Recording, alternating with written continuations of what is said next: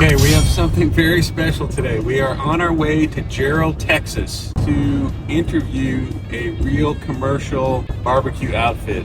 Very excited. Be there in about 30 minutes. Can't wait. Okay, as promised on the way up, we are here interviewing High Line BBQ, aka Two Drunk Guys. Your name, gentlemen? My name is T-Mac. T-Mac And this is Pooter. Pooter. What do you do with this outfit? Are you like the head cook or something? Chief cook, owner, operator. No, just kidding. We both pretty much take on an equal responsibility, really. Both prep, we both season, we do it all pretty much equal. What is your role in this outfit? I have the toy hauler. You have the equipment. I am the logistics specialist, and Okay. I'm really good at drinking beer. Excellent. You guys are out catering an event today for how many people? What are we talking about? 120 people. They said 100, 120, so we're overshooting it. We're generous. We're doing brisket, ribs, and chicken. We got some ribs in the Rectech. We got some ribs on the big fills and some ribs in the drum. If you're trying to learn how to handle meat, this is the machine you want. A Your mom Rectech. handled my meat last Yeah. night. Maybe. She just had a colonoscopy, so if you're just getting into it, want to get into it, buy a Rectech. Our rule of thumb is if you can buy it at a big box store, don't. You can only buy Rectechs factory direct from Rectech out of Georgia. I mean, these things are just on the money. Whatever you set it to, it's going to stay there. This looks like a fine piece of equipment. Now, let me ask Pooter a question then. So Pooter, when you guys do a brisket, how long does it take? When did you start? It's about 1:30 now. We had them trimmed last night. Not a real aggressive trim or anything. We're feeding people, so we're going for yield. We're not doing competition style stuff today. But we put them on about 4:45 this morning. We're wrapped and just kind of hanging out right now. They're about to come off and go in the warming box. Yeah, and so we'll pull these briskets off here in about 30 to 40 minutes, so they can have at least a 2.5 hour rest. Is that the minimum? That for me, that is minimum. 2 hours. 3 to 4 is better. 6 is even better. All right. And what about the ribs? They went on at 11:30. Here in about probably 30, 40 minutes, we'll wrap those as well. You got some food on this bad boy over here? On the drum, Yeah. we do. So this is a drum. Spade Smoker built this out of Midland, Texas. Actually had this made for my wife. Got a couple racks of ribs on there. Now, you had this built for your wife, quote unquote. Yes. And she has smoked on it how many times exactly? 0. That's I painted it purple for my wife, but I use it. like, Yeah, take here, notes. honey, I got you a smoker. For ribs, it does a great job on ribs. For smoking steaks, it does outstanding. So there's 2 racks in here. That lower rack, I have to position a water pan in there to sort of shield the ribs from the direct heat. Works fine. You lose a Agreed. little cooking space, but it works. And what's the story on these chickens? We went a little different with the Santa Maria style chickens. We're pulling out all the stops. This thing is our gargantuan pile of, but this is its retirement party. It's going to the dump after this. This is a great machine. I mean, a chicken master right here. I mean, see how juicy this chicken is. You can see it dripping down. It looks great. It's been flipped a couple times. I mean, Spatchcock chicken, that looks fantastic. yeah, it'll be outstanding. We threw a little pecan rub on there with some SPG as always. Gotta throw the Cosmos love out. Last question for you guys on the food. Now, I've heard the secret to good barbecue are sides. Now, are you guys doing sides today? We are not doing sides. The sides are a pain in the... The bride's parents are handling all the sides. It said something about charro beans and like that. But if you guys do, you guys have done other cooks. Would you agree with the statement? It's the sides make the difference? oh yeah, you gotta have a killer mac and cheese. You gotta Is that have your- Pooter's beans. That's your specialty, Pooter? The beans turn out pretty good. Taylor's mac and cheese is where it's at. But Okay. yeah, I like that. sides definitely help. What happened? We had a logistics issue here. Yeah, so one of the stipulations of doing this pro bono was we are supplied with ice cold beer at all times for the entirety. When the cookers are running, we're drinking, right? Well, I just opened the cooler, no more beer. Went to the wedding venue, none of the beer's on ice. Had to make an emergency phone call, 911 beer run. It's en route, we're Should good. be here in 10 minutes. Should be here 10 minutes or less. Excellent. Just like Domino's, baby. Pooter's going to take us through his rig. Let's start with the big guy here. So this was made by Big Phil Smoker and Metalworks in Royce City, Texas. It's got a 30 by 30 inch insulated firebox. The cook chamber is 6 foot by 30 inches. It's obviously on the golf cart wheels with the stainless shelf. I had the chrome stack removable. So in case we're in a low trailer situation or something, I can take that off. I added the tie down points. It's steerable. It rolls around pretty decent and it cooks like an absolute machine. I know that you've got an insulated firebox on this thing. Why did you choose to go with the insulated? Some people say, oh, it's Texas, you know, it's not that cold.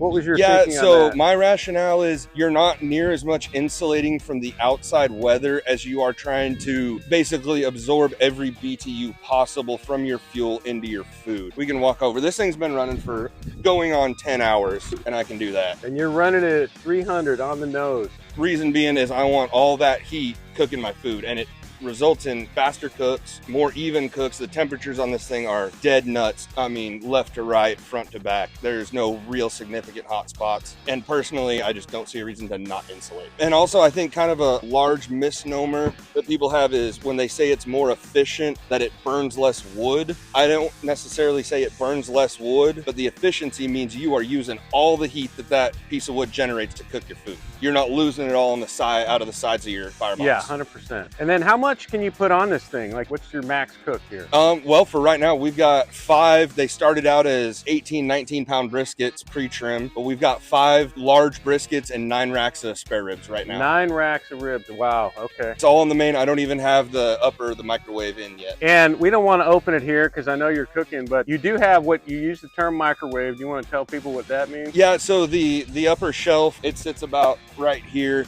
and it's about 100, give or take 100 degrees hotter than the main grate. So if you want to cook something in a hurry, I've done 17-pound briskets up there in 6 hours. Wow, that's incredible. Oh, we're doing some Q&A. You've been doing this a while, so I'm going to guess you guys have learned to cook low and slow. We talked it's a 9-hour brisket minimum. What about these guys that took like the 36-hour brisket? I haven't ever found a point in that. I don't see a point. It's a waste of fuel. It's a waste of time. It's a waste of energy. I like my sleep, and I can get as good, if not a better result in a third of the time. I found out that 300 to 325 is just where we both like to cook. Faster, more efficient. I can tell T-Mac is just beside himself on this question. Well, hey, listen, I'm not here to knock anybody. Everybody's learning. Right, me and him both did it also. We cooked everything at 180, 225. Everybody said low and slow is the way to go. Well, come to find out, they were all wrong.